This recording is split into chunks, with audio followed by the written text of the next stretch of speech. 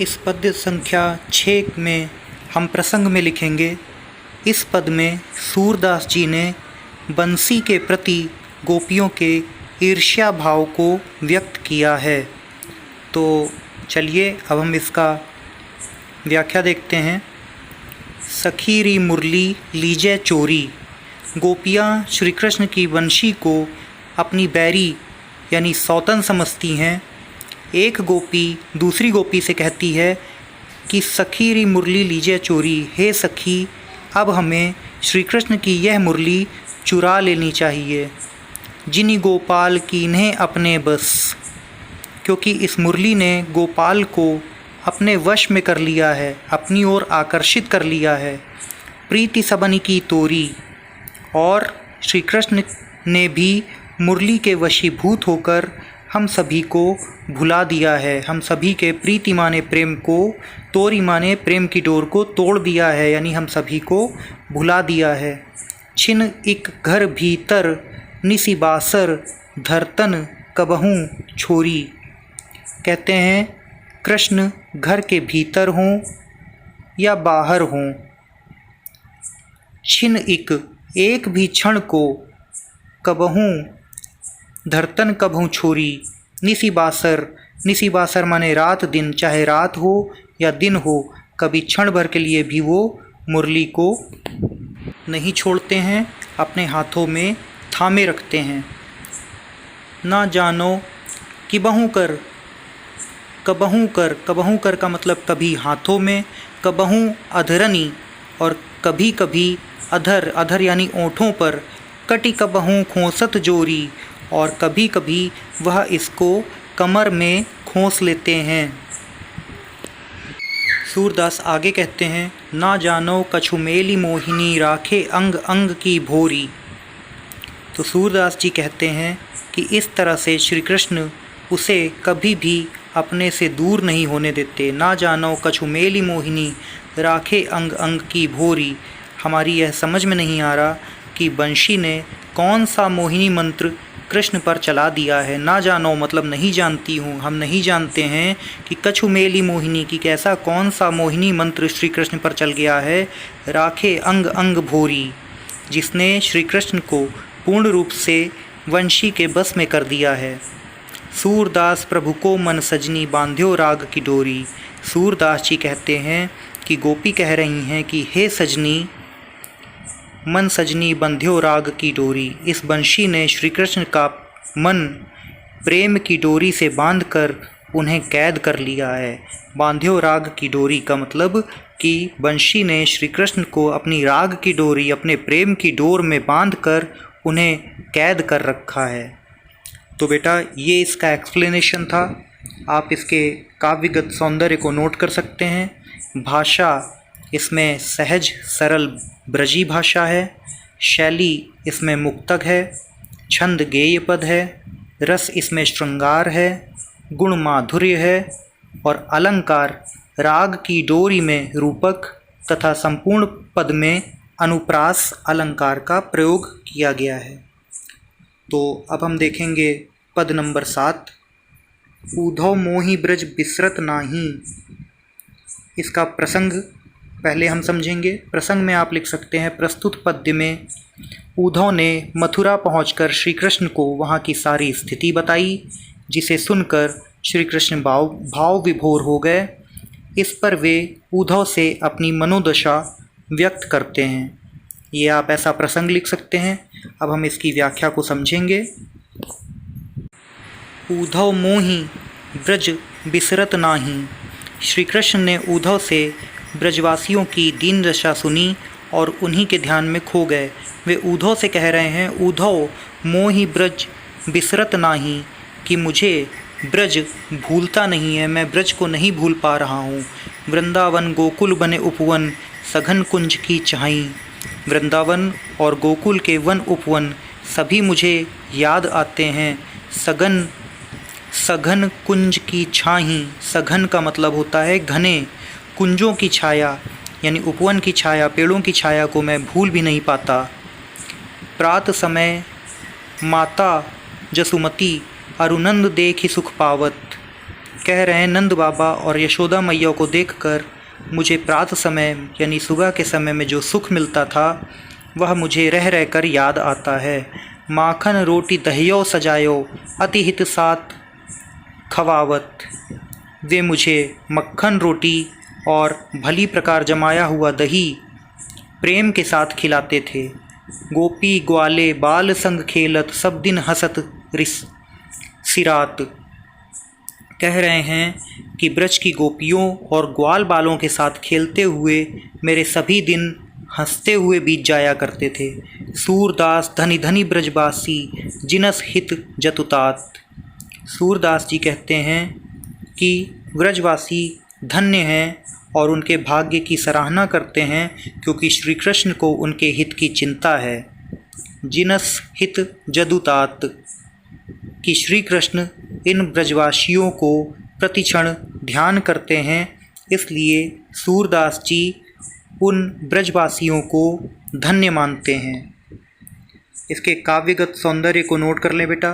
भाषा इसकी सरल सरस ब्रजभाषा है, शैली मुक्तक है, छंद गेय पद है, रस इसमें श्रृंगार रस का वर्णन है, गुण माधुर्य है, अलंकार ब्रज बिसरत वृंदावन गोकुल बन उपवन में अनुप्रास, उद्धव के द्वारा योग का संदेश भाव भेजने तथा यह कहने में कि मुझसे ब्रज भूलता नहीं में विरोधाभास अलंकार का प्रयोग किया गया है।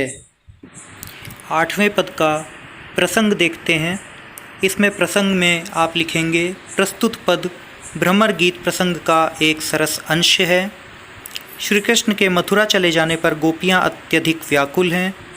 उद्धव जी गोपियों को योग का संदेश देने मथुरा से गोकुल आए हैं।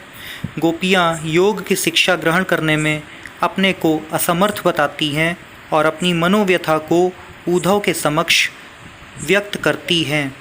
चलिए अब इसकी व्याख्या देखते हैं। उद्धव मन न भये 10-20। गोपियाँ उद्धव जी से कहती हैं कि हे उद्धव, हमारे मन 10-20 नहीं हैं। एक हुतौ सो गयो श्याम संग। सभी तरह हमारे पास भी एक ही मन था और वो भी श्याम के साथ यानी श्री कृष्ण के साथ चला गया है। को अवराधे ईश। अब हम अपने मन के बिना तुम्हारे द्वारा बताए गए निर्गुण ब्रह्म की आराधना कैसे करें। इंद्री शिथिल भई केशव बिनु। और आगे कह रही हैं कि श्री कृष्ण के बिना हमारी सारी इंद्रियां निष्क्रिय हो गई हैं। ज्यों देहु बिनु शीस। जिस प्रकार से बिना सिर के प्राणी होता है उस प्रकार की दशा हमारी हो गई है। आशा लागी रहत तन श्वासा जीवहु कोटि बरीश। हम कृष्ण के बिना मृतवत हो गई हैं, मरे हुए के समान हो गई हैं। जीवन के लक्षण के रूप में हमारी श्वास केवल इस आशा में चल रही है, इस आशा में चल रही है कि श्री कृष्ण मथुरा से अवश्य लौटेंगे और हमें उनके दर्शन प्राप्त हो जाएंगे। तुम तो सखा श्याम सुंदर के। श्री कृष्ण के लौटने की आशा के सहारे हम करोड़ों वर्ष तक जीवित रह लेंगी। तो गोपियाँ उद्धव से कहती हैं कि हे उद्धव, तुम तो सखा श्याम सुंदर के, कि तुम तो कृष्ण के अभिन्न मित्र हो, सकल जोग के ईश, और तुम तो संपूर्ण योग विद्या तथा मिलन के उपायों के ज्ञाता हो। यदि तुम चाहो तो हमारा मिलन अवश्य करा सकते हो। सूर हमारे नंदन बिनु और नहीं जगदीश। और सूरदास जी कहते हैं कि गोपियाँ उद्धव से कह रही हैं कि हम तुम्हें ये स्पष्ट बता देना चाहती हैं कि नंद जी के पुत्र श्री कृष्ण को छोड़कर, नंद नंदन माने नंद जी के, नंदन माने पुत्र के बिना, यानी नंद के पुत्र श्री कृष्ण को छोड़कर हमारा कोई भी जगदीश नहीं है, हमारा कोई भी आराध्य नहीं है। हम तो उन्हीं की परम उपासिका हैं। इसके काव्यगत सौंदर्य में भाषा सरल सरस और मधुर ब्रजभाषा का प्रयोग है। छंद गेय पद है, रस श्रृंगार रस है, वियोग रस, अलंकार सखा श्याम सुंदर के में अनुप्रास जोग में श्लेष तथा ज्यों देहि बिनु शीस में उपमा अलंकार का प्रयोग किया गया है और गुण इसमें माधुर्य है। अगले पद के प्रसंग में आप लोग लिख सकते हैं कि इस पद में गोपियाँ उद्धव के साथ परिहास करती हैं और कहती हैं कि श्री कृष्ण ने तुम्हें यहाँ नहीं भेजा है, बल्कि तुम अपना मार्ग भूलकर यहाँ आ गए हो, या श्री कृष्ण ने तुम्हें यहाँ भेजकर तुम्हारे साथ कोई मजाक किया है। चलिए अब हम इसकी व्याख्या को समझते हैं। उद्धव जाहू तुम्हि हम जाने, गोपियाँ उद्धव से कहती हैं कि तुम यहाँ से वापस चले जाओ, हम तुम्हें समझ गए हैं। उद्धव जाहू यानी उद्धव तुम यहाँ से चले जाओ, तुम्हि हम जाने, हम तुम्हें समझ गए हैं।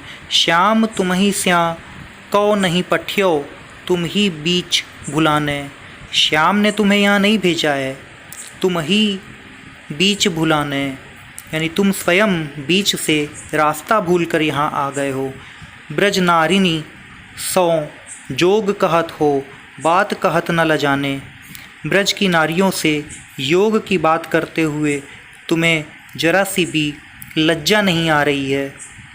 बड़े लोक न विवेक तुम्हारे ऐसे भय अयाने, बड़े लोक न विवेक तुम्हारे, कह रही हैं कि तुम बुद्धिमान और ज्ञानी होगे, परंतु हमें ऐसा लगता है कि बड़े लोक न विवेक तुम्हारे, कि तुम में विवेक नहीं है। ऐसे भय अयाने, तुम में विवेक नहीं है, नहीं तो तुम ऐसी अज्ञानतापूर्ण बातें हमसे क्यों करते। अयाने माने अज्ञानी, तुम ऐसे अज्ञानी क्यों बनते। हम सौ कही लई हम सही कै, जिय गुण लेह सयाने, आगे कह रही हैं तुम अच्छी प्रकार मन में विचार लो कि हमने ऐसा कह दिया तो कह दिया, अब ब्रज में किसी अन्य से ऐसी बात मत करना। हम सौ कही लई हम सही कह, यानी हमसे तुमने कही, हमने तो सहन कर लिया। जिय गुनी लेह सयाने, अब किसी और से ये बातें तुम मत करना। कहें अबला कहें दगा दशा दिगंबर, कहें अबला कहें दशा दिगंबर, मस्ट करो पहचाने, आगे कह रही हैं कि कहाँ तो हम अबला नारियाँ और कहाँ योग की अवस्था। आगे कह रही हैं मस्ट करो पहचाने, अब तुम चुप हो जाओ और सोच समझकर बात करो। सांच कहा तुम अपनी सौ बूझती बात निदाने, और आगे कह रही हैं कि हम तुमसे एक अंतिम सवाल पूछती हैं, सच सच बताना तुम्हें अपनी कसम है जो तुम सच ना बोले। सांच कहा तुम अपनी सौ, यानी सच कहना तुम्हें अपनी कसम है। बूझती बात निदाने, हम जो बात पूछ रहे हैं उसको बूझो, यानी उसको समझाओ। सूर्य श्याम जब तुम्हें पठायूं तब न कहूँ मुस्काने, क्या सूर्य श्याम ने यानी श्री कृष्ण ने जब तुम्हें यहाँ भेजा था तो वो थोड़ा सा मुस्कुराए नहीं थे, क्या वो थोड़ा सा मुस्कुरा नहीं रहे थे। यानी गोपियाँ कहना चाहती हैं कि वे अवश्य मुस्कुराए होंगे, तभी तो उन्होंने तुम्हारे साथ मजाक करने के लिए तुम्हें यहाँ भेजा है और तुम्हारा उपहास किया है। तो इस प्रकार से इसकी व्याख्या थी। इसके काव्यगत सौंदर्य में भाषा सरल सरस ब्रज भाषा है, शैली मुक्तक है, छंद गेय पद है, रस श्रृंगार रस है, अलंकार दशा दिगंबर में अनुप्रास है, गुण माधुर्य है। अगले पद के प्रसंग में आप लिखेंगे, इस पद में सूरदास ने गोपियों के माध्यम से निर्गुण ब्रह्म की उपासना का खंडन तथा सगुण कृष्ण की भक्ति का मंडन किया है। तो अब इसका व्याख्या देखते हैं। निर्गुण कौन देश को बासी, गोपियाँ भ्रमर की अनियोक्ति से उद्धव को संबोधित करते हुए पूछती हैं कि हे उद्धव, तुम यह बताओ निर्गुण कौन देश को बासी, कि जो तुम्हारा निर्गुण ब्रह्म है वो किस देश का वासी है, यानी किस देश का रहने वाला है। मधुकर कही समुझाई सौह दे, बूझती साच न हासी, हम तुमको शपथ दिलाकर सच सच पूछती हैं, कोई हंसी मजाक नहीं कर रही हैं। तुम ये बताओ कि उस निर्गुण का पिता कौन है। बूझति साँच न हासी, यानी इसमें कोई हंसी की बात नहीं है। को है जनक, को है कौन है जननी, यानी उसका पिता कौन है, उसकी माता कौन है। कौन नारी को दासी, और उसकी नारी यानी उसकी पत्नी कौन है, और दासियाँ कौन कौन हैं। कैसे बरन भेष है कैसो, किहि रस में अभिलाषी। अब कह रहे हैं कि उस निर्गुण ब्रह्म का रंग कैसा है, उसकी वेशभूषा कैसी है। वरन माने वर्ण, रंग, और भेष माने वेशभूषा, पहनावा उसका कैसा है। किहि रस में अभिलाषी, और उसे किस रस में रुचि है। पावे गो पुनिकियो आपनो, जो रे करे गो गांसी। आगे सूरदास जी कहते हैं कि गोपियाँ उद्धव को चेतावनी देते हुए कहती हैं कि हमें सब बातों का ठीक ठाक उत्तर देना। यदि सही बात बताने में जरा सा भी छल कपट करोगे तो अपने किए का फल अवश्य पाओगे। पावे गो पुनिकियो आपनो, यानी जैसा करोगे तुम उसका फल जरूर पाओगे। जो रे करोगे गांसी, अगर तुम हमारे साथ गांसी माने छल कपट करोगे। सुनत मौन है रहयो बावरी, सूर सबे मतिनासी। सूरदास जी कहते हैं कि गोपियों के ऐसे प्रश्नों का उत्तर सुनकर ज्ञानी उद्धव ठगे से रह गए और उनका सारा ज्ञान, गर्व अनपढ़ गोपियों के सामने नष्ट हो गया। यानी सूर सबे मतिनासी, उनका सारा जितना भी ज्ञान था वो सारा नष्ट हो गया। गोपियों के सामने वो सारा ज्ञान नष्ट हो गया। अब इसके काव्यगत सौंदर्य में आप लिख सकते हैं भाषा सरल ब्रजभाषा, शैली मुक्तक, रस वियोग श्रृंगार एवं हास्य, छंद गेयपद और गुण माधुर्य, अलंकार समुझाई सौह दे पावे गोपुनी में अनुप्रास, मानवीकरण तथा मधुकर के माध्यम से उद्धव को संबोधित करने में अनियोक्ति। अगले पद के प्रसंग में आप लिखेंगे श्री कृष्ण के मथुरा चले जाने पर माता यशोदा बहुत दुखी हो जाती हैं। उनके मन में विभिन्न आशंकाएं और चिंताएं होने लगती हैं। प्रस्तुत पद में देवकी को संदेश भेजते समय वह अपने मन की पीड़ा को व्यक्त कर रही हैं। तो अब इसकी व्याख्या को समझेंगे।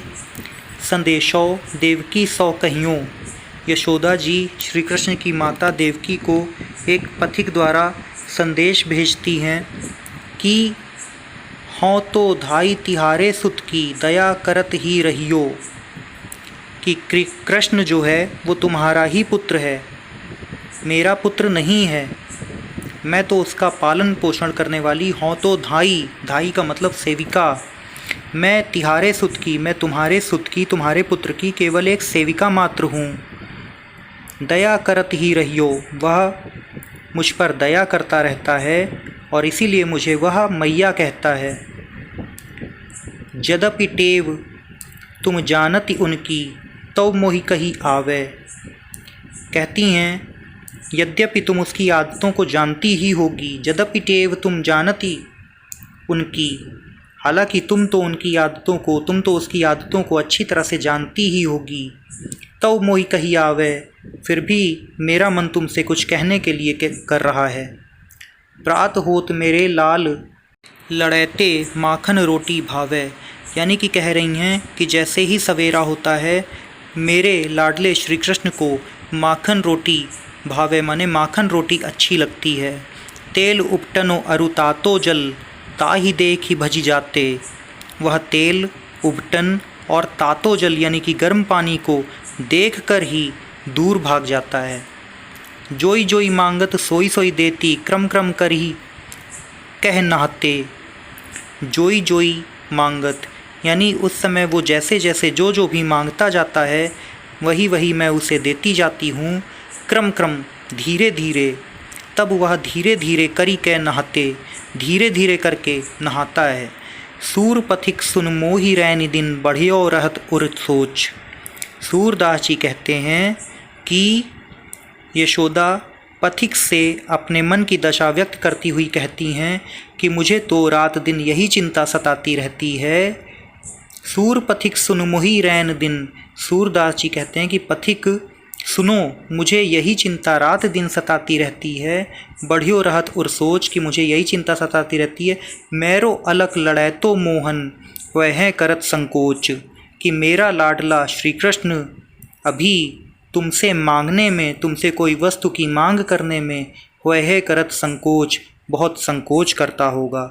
मैं दिन रात इसी चिंता में रहती हूँ कि मेरा जो लाडला मोहन है, मेरा जो लाडला श्री कृष्ण है, अभी भी तुमसे कोई भी वस्तु मांगने में संकोच करता होगा।